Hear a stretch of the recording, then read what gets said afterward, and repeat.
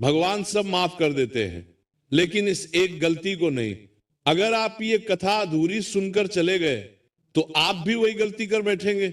मां बाप परिवार और भगवान, ये सब कुछ होते हुए भी अगर जीवन खाली लगे तो समझिए ये कथा आपके लिए ही है। मेरे हाथ जोड़कर विनती है कि इसको अंत तक जरूर सुनिएगा, बीच में मत छोड़कर जाइएगा। बहुत समय पहले की बात है, एक गांव में माधव नाम का एक युवक रहता था। मेहनती था, पर उसकी एक बड़ी कमजोरी थी, वो जल्दी बोल पड़ता था। बात बात में कटु वचन निकल जाते और फिर वही वचन रिश्तों में कांटे बनकर चुभते। घर में मां दुखी रहती, पिता चुप रहते और पड़ोसी भी दूरी बनाने लगे।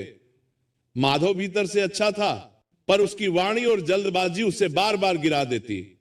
एक बुधवार की सुबह गांव में एक संत आए। शांत चेहरा, उज्जवल नेत्र और वाणी में ऐसी मिठास की सुनने वाला अपने आप नरम हो जाए। माधव भी भीड़ में खड़ा सुन रहा था।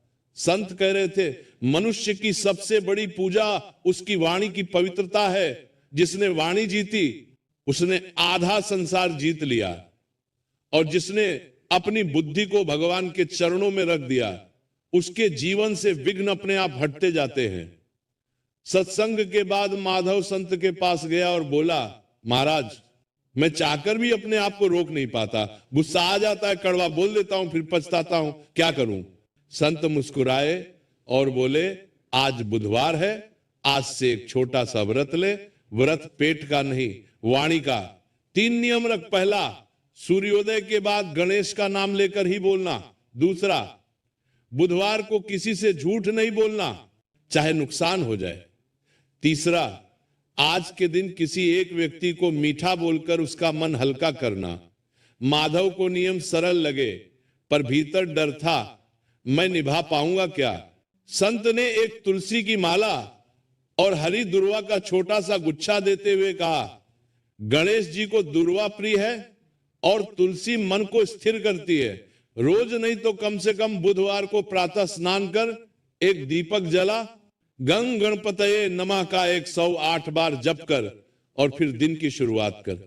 याद रखना, जप की शक्ति शब्द नहीं, भावना है। माधव घर आया। सुबह स्नान करके उसने पहली बार मन लगाकर दीपक जलाया। मां ने देखा तो उसकी आंखें भर आईं, क्योंकि बेटे के चेहरे पर आज अलग ही गंभीरता थी।